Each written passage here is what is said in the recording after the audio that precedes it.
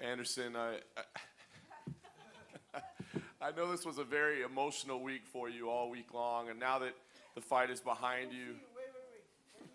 Okay. Oh, all right. Good to see you.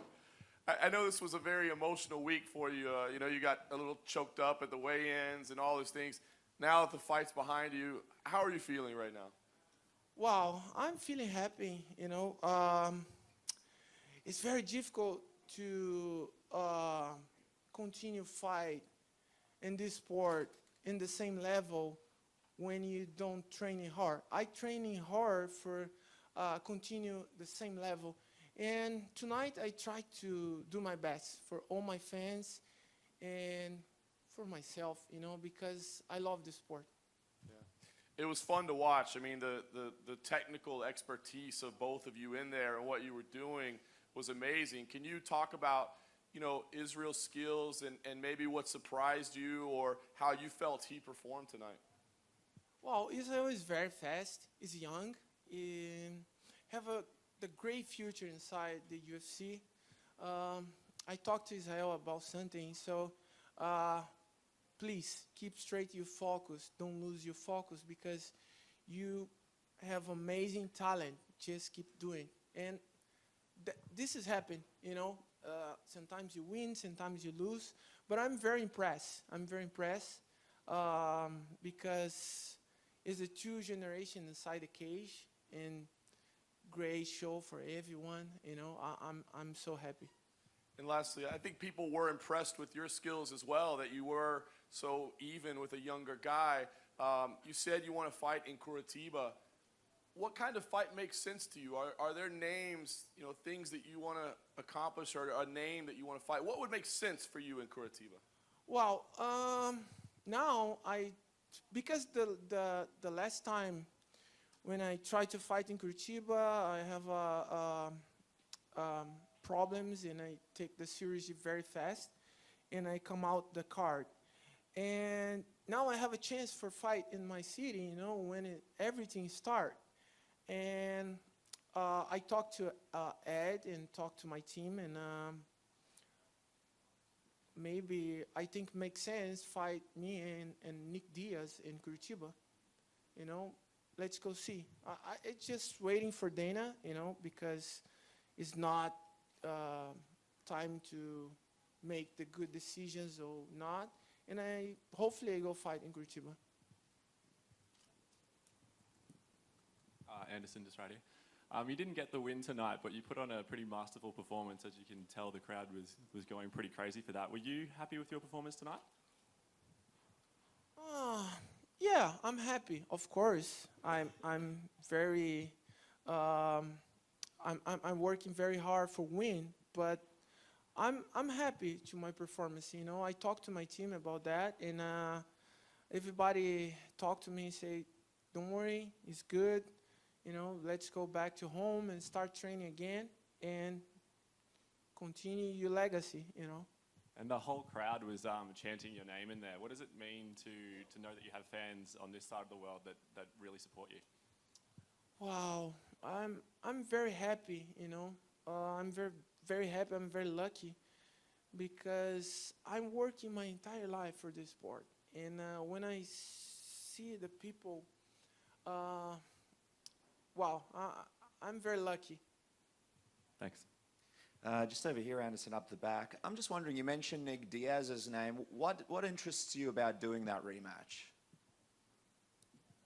Wow, because I think is a very interesting fight because the last fight with me and Nick is no contest.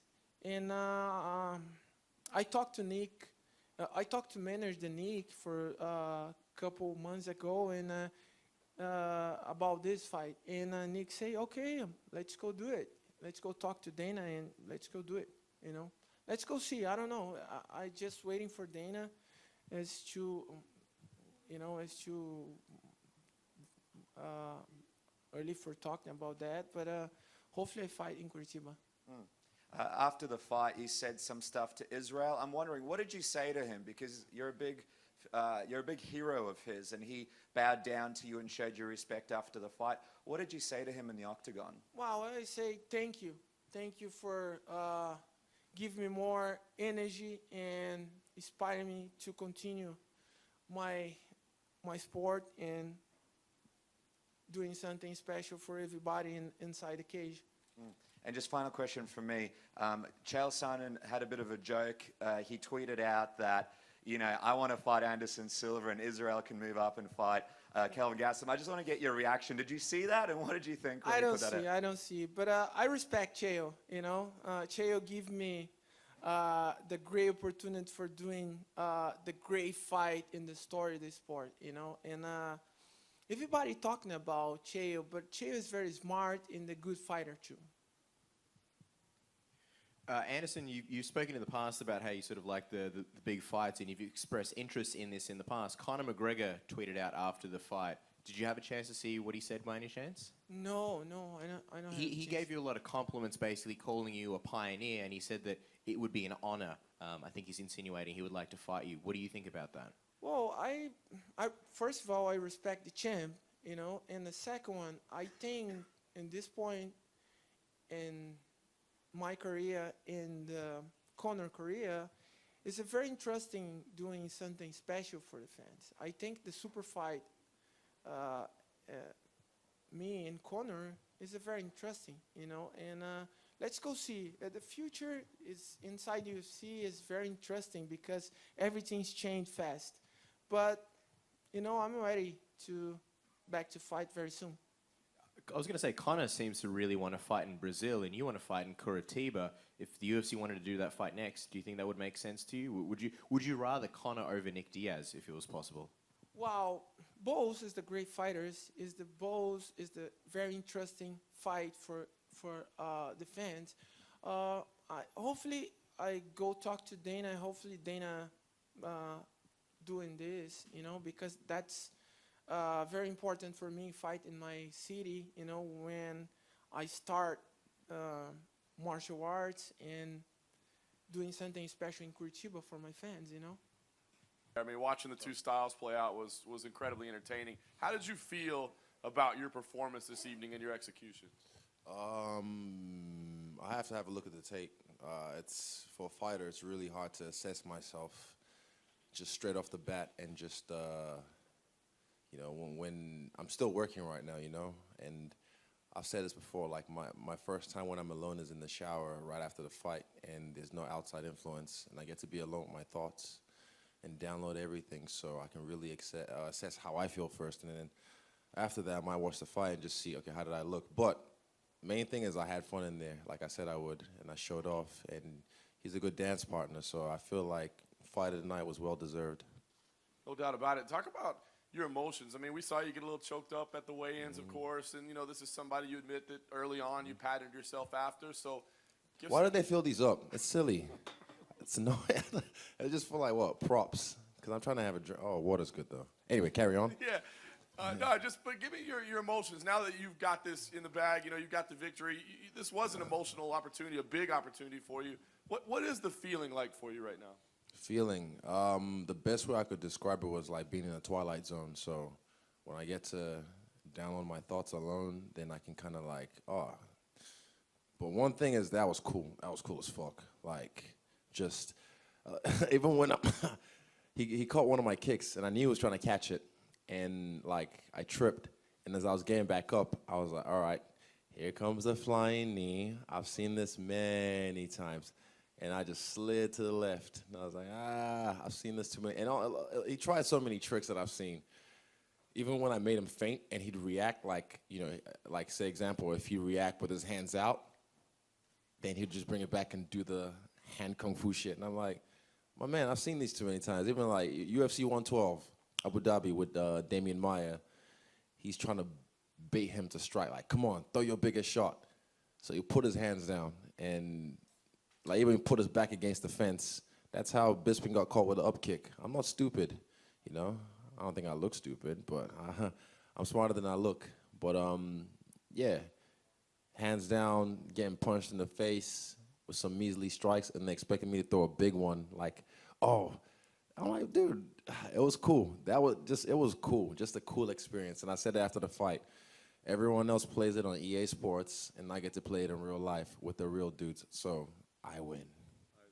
And last thing for me, I mean, this was a very crazy day with the way that everything unfolded. I mean, you had this kind of 2019 year mapped out for yourself.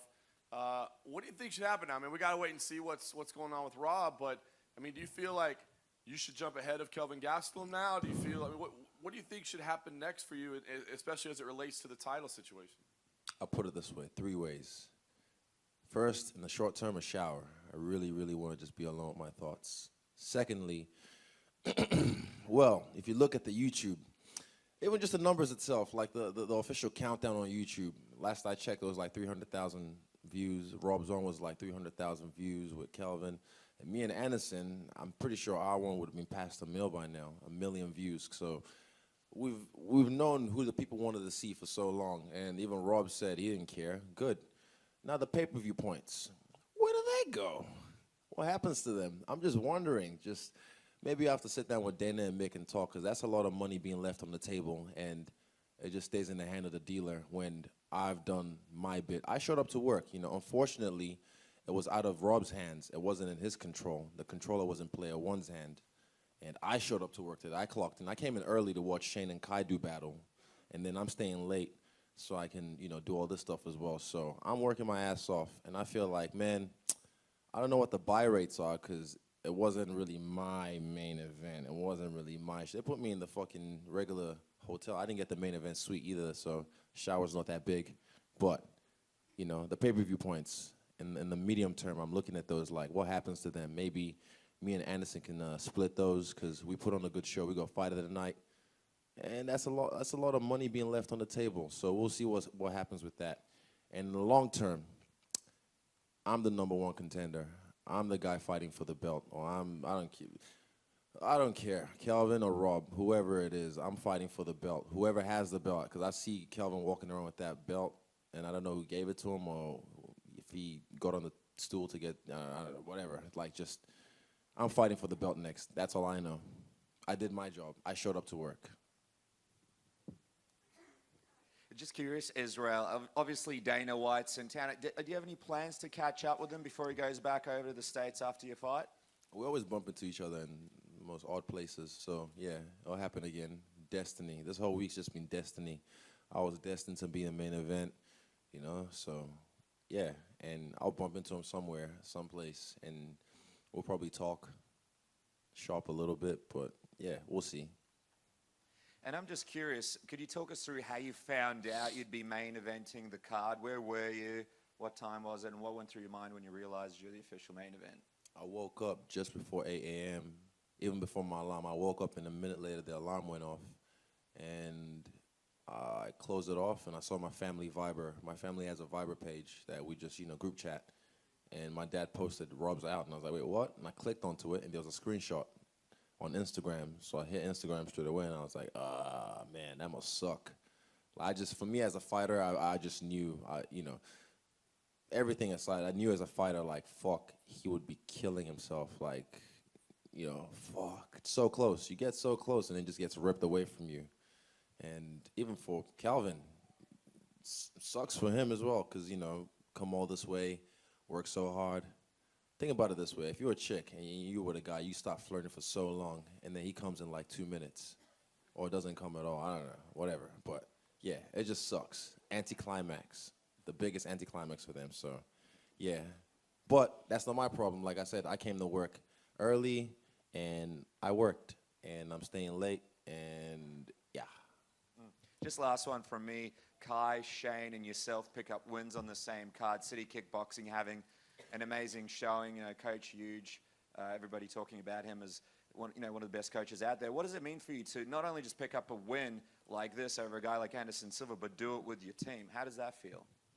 We were in the trenches together, us three. We were in the trenches together, working hard, working our asses off for so long. So, yeah, the fact that we all got a win, just it's history in the making, us three.